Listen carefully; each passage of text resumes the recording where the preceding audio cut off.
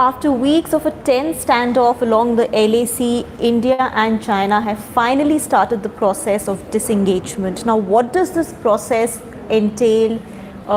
Whether this means that tensions have really now reduced and there is less to worry about. That's what we are going to look at in Government Matters today. I have with me Snehesh Alex Philip, who will answer your questions. So do start sending them right away. Snehesh, so what is this latest news coming in about disengagement along the LAC? Well, the disengagement process has been initiated once again in the LAC, especially in the Galwan Valley. So what we've been told is that the disengagement process is on in Galwan, in the hot spring area, right, and the Gogra post area. Right. However, there is no tangible disengagement or tangible movement on the Chinese side as far as the Pangong Lake is concerned. Okay. Now, this is as of about 11 in the morning. Right. So this is a process that has been initiated, that was agreed to between during the Corps Commander level talks. Now, this was something that was agreed to earlier also. For example, following the meeting on the 6th of June, both sides were supposed to de-escalate. There was some movement of vehicles then also that took place, but eventually later the incident at near Petrol Point 14 happened, in which the violent clash in which right, 20 Indian soldiers were killed, and right, there were several others and several who were killed on the Chinese side too. So this is again a fresh movement, but this comes just remember that yesterday the National Security Advisor Ajit Doval had a 2-hour long video conference with his Chinese counterpart, right, who is in charge of the border affairs. Now, this disengagement has started since then. Remember right, that it was last evening when we had reported that while there was no disengagement taking place as of Sunday afternoon, there could be some positive development. Right. Now, what does this process of disengagement really entail? What does it mean?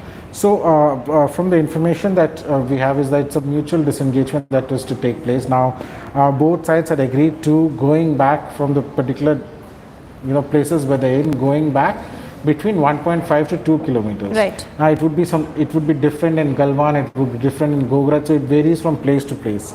But otherwise, both sides are supposed to go back by about 1.5 to 2 kilometers from both the areas. Now, there will be a verification process that would be on, in which both the Indian and the Chinese would be carrying out the verification of their own to be sure that both sides have lived up to the promises made, and only then would be the second round of disengagement that would take place. Right. So does this in some ways tell us that the standoff is, or the tension at the LAC has now reduced, or that there could be a thaw? Well, it is a very positive development that has taken place, but as I said, one should wait and watch. One needs to verify. This disengagement in Galwan also comes at a time when, as I've mentioned in my story, also it comes at a time when the flow in the river Galwan has increased. Because of the melting of the snow, the water in the river has increased. The flow is very strong, so this becomes also untenable for any of the sides, be it India, be it China, to support any of the troops that might be ahead, right, of this riverside. So, right, this disengagement is also happening. This will also have to be kept in mind on what would have probably prompted China to move back. But I'd like to go back to the and why there is a right, one needs to be careful is, right, because, as I said, on June 6th also there was a disengagement process that was initiated, but eventually led to the clash on the 15th. If you go back to 1962 also, it was, the whole, there was a pullback that was much announced in 1962, much before the war broke out. There was a pullback by the Chinese, then of course rest is history. Right. So as I said, the Indian Army has been extremely careful, right, is cautious, is, it is not something that it's a time of celebration or anything of that sort. Yes, the tensions have come down a bit, but then the caution level has increased. Right. So let's start taking a few viewer questions. We have a question from Roshan on Twitter. The Twitter follower says that you had earlier said that PLA troops were in Indian territory of LAC. So did PLA go to the Chinese territory as on the April status? So are they going back? I think is what the Well, question is. not as of the April status. The story has mentions, for example, why I tell you that they were in Indian territory is because, for example, in Galwan, they were at this particular point called, they had moved ahead of PP14. PP14 is the patrol point in Galwan, which is about 500 meters from the LAC. Now the Chinese had moved ahead and come near the y-axis. Now y-axis is the area where the Galwan river takes a sharp turn and flows further to join the Shok river. So the Chinese had come down to the y-axis, which was well within the Indian territory. Now, as per the decision, they are supposed to go back by about 1.5 to 2 kilometers each side. So the Chinese go back, but as I mentioned in the story, they'll continue to be nearer to the LAC than the Indians, because this is a step by which both sides go back from the distance. So the Chinese who had come in, they go back, but that would make them nearer to the LAC, and the Indians would also go back. And if you do log into ThePrint and try and read the story done on the 26th of June, in which I've mentioned that in Galwan, and this was the understanding, and this was something that the establishment, that the defense and security agencies had also, this was their judgment, was the fact that the Chinese are trying to ensure that the Indians stay behind the confluence of the Shok and Galwan, which is about 4.55 kilometers from the LAC. Right. There's a question from Manoj Ayanvar on YouTube. I'm sorry, I just seem to. Right. Does China replying to every statement of India denotes that it doesn't want to have a full-fledged war? Well, I think no side wants to have a full-fledged war, or even for a short-fledged war, if one may have such a word. Any degree of war.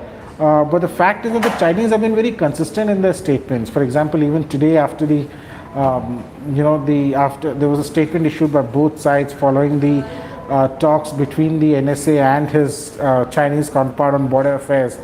Yesterday, the Chinese statement again mentioned the fact that they are determined to protect the Chinese territory. And why it is important is because, remember, first, there is no forward movement as far as Pangong is concerned.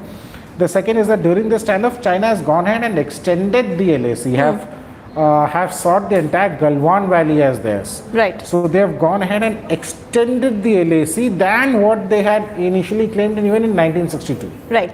This is another question on Twitter from Abhishek. Does the deployment of US Navy ships in South China Sea and fast tracks defense deals with US, France and Russia, did all these factors weigh in for the current disengagement process? Well, I'm sure there are a lot of factors that would come into play. There is no doubt about the fact that the US has moved in through two aircraft carrier into the South China Sea. It's international waters. China can't really claim rights over it. So it's not just one issue. As I mentioned, this would be a combination of the US moves. It would be a combination of the global powers, condemning China over it. The fact that even in Galwan, simple things like the flow of the river increasing. Right. There are a lot of dynamics in play, but the good thing is that there is a disengagement which has started since morning, and it is hoped that this disengagement would eventually help restore the status quo ante, which is as of April, early April. Tarun Khare, the agreement from both sides to move back 1 kilometers will be with respect to the Indian claim line or the Chinese claim line or the LAC? Well, this would be there is no Indian claim line per se. For India, it is the LAC. So this would be as per the LAC, which was there as of April. Right.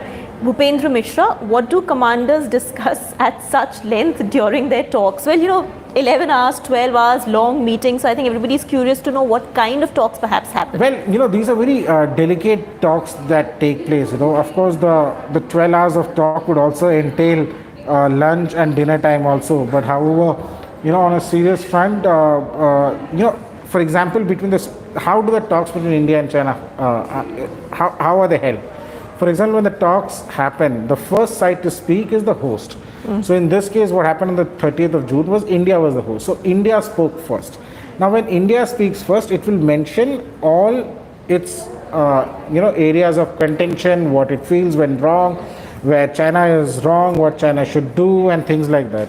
Now, it is not like how we are talking to each other. These are the points which is noted down. A point Right. is made. It is put it on. These are it's put official on talks. record. These are official talks. It's not like how I'm talking to you or how I and my colleague Rui would be talking otherwise in office. So these are official talks that is very delicate. Each word is measured. Each word is recorded. Then it's not just the two commanders who are talking to each other. While the two commanders are talking to each other, their deputies would be discussing specific issues. There were multiple teams that are formed. So yes, it's a complicated thing. Even one always wonders what happens in those 12 hours. But I can tell you that a lot of hard work goes in those 12 hours. Right. This is a question from Adityan. How likely is a return to the status quo as in early April in the finger area? So by when can we expect that level of Well, disengagement? as I again mentioned, the finger area continues to be a problematic area. While there is a disengagement that is taking place in Galwan, in Hot Spring area, the finger area continues to be a issue. And if you have noticed, but right from the very beginning when this crisis broke out, I think towards the end of May, I've been maintaining that the finger area is the problematic area. Right. And it continues to remain so. Gaurav Chamania, what are the odds that China is bluffing and it will backtrack on the withdrawal? Well, as I said, trust but verify. So the Indian Army is absolutely cautious as far as China is concerned. Now, we've had examples in the past when China has not lived up to its words. Remember that, if the Chinese go back, they can very well come into, so it's not something of a permanent, nature. There's no permanence as nature to it. Right. So, yes, trust but verify. Right. There's a similar question from Gopi Krishnan on whether China will stick through this and actually follow it, which you've already answered. Vishal Yadav, what is the status at Finger 4? Well, the status at Finger 4 is what I've been told is that there is no tangible movement. Yes, some sort of movement seems to have taken place during the day, but as of now, what I've been told is that there is no tangible movement in Finger 4. Now, remember that for India, the LAC is at Finger 8. China used to be beyond Finger 8 in Srijab, which was captured during the 1962 war. Now, the Chinese have moved in by about 8 kilometers into Finger 4, and they've built a number of structures. Now, these structures include observation posts, tentages and others to ensure that the troops are able to stay, and also the fact that they even went ahead and have carved out a map of China in Finger 4 area on the banks of Pangong for the satellites to capture and for the world to know that's their territory. So there's a lot of build-up, and for the first time, I know there was this Chinese report by the official state broadcaster, the TV, in which they had mentioned that it was in May that the Chinese brought in 5,000 troops into Pangong. Now, 5,000 is a huge number, and this is something that China has mentioned for the first time. So there is a lot of troop build-up, construction activity that has taken place in Pangong, and that continues to be a problematic area. Right. Ankit Nakshani, does this disengagement contain vacating from the Pangong finger areas? If not, is this a permanent position of China? So I think the previous part you've already answered, the latter part of the question. Well, the disengagement would eventually entail Pangong, but as of now, as I mentioned, there is no tangible movement that has really taken place at Pangong. Now, the disengagement process, the speed, the process, the agreements would be different from place to place. Right? It won't be the same in Galwan or in Hot Spring, in Gogra, which is part of the Hot Spring, or in Pangong. These would have different timetable, different schedules. Right. Rakshit Bharadwaj, did the ban of various Chinese apps help in this de-escalation? Did China get scared, I think is the question. Well, no, but on a serious note, with multitude of factors. As I said, there are a lot of dynamics in play in the relationship between India and China, and there would also be a lot of dynamics in play behind the two sides coming to an agreement on disengagement. So I can't really say how much influence did the banning of the Chinese app, but again, as I said, the banning was also These are all ways of putting pressure. It was a posture, and that Right. India was showing to China to say that, boss, we've done this, we can do much more than this. So it's a These are pressure tactics that these you are pressure use from tactics, these are various. semantics that come out in play, and I'm sure that the Chinese would have got the message somewhere or the other. Even the Prime Minister's visit to Ladakh, while he addressed the soldiers and also the country and the world at large, remember that his decision to go to Ladakh also is also a move which is aimed at China, to send a message at China. So if you remember, even before Prime Minister's statement or his speech to the soldiers in Leh had become public, China had already reacted. And this is despite the to PM not PMs. mentioning China directly in his speech. Yeah, even before his speech was made public, China reacted. And then, PM used this word that the age of Expansionism. is over. And but PM didn't use the word China. And China immediately came out with a statement saying that it's wrong to call it an expansionist Right. power. So I'll take one last question, and I'm going to end with that question. Shivam Sundaram, should we relax now? Is it all over? Should we just relax, go back to talking about other things? Well, as a defense reporter, I will not be relaxed. I will be closely monitoring this development. As I said, one should not be, trust but verify. These are initial steps that have been taken. These are not permanent steps. Chinese can always go back on the words like they did in 1962 or like they did post June 6 meeting between the two sides. So trust but verify. Well, on that note, Snehesh, thank you for giving us this much needed perspective on the disengagement process. Thank you for watching Government Matters and for sending in your questions. Do keep subscribing to our YouTube channel.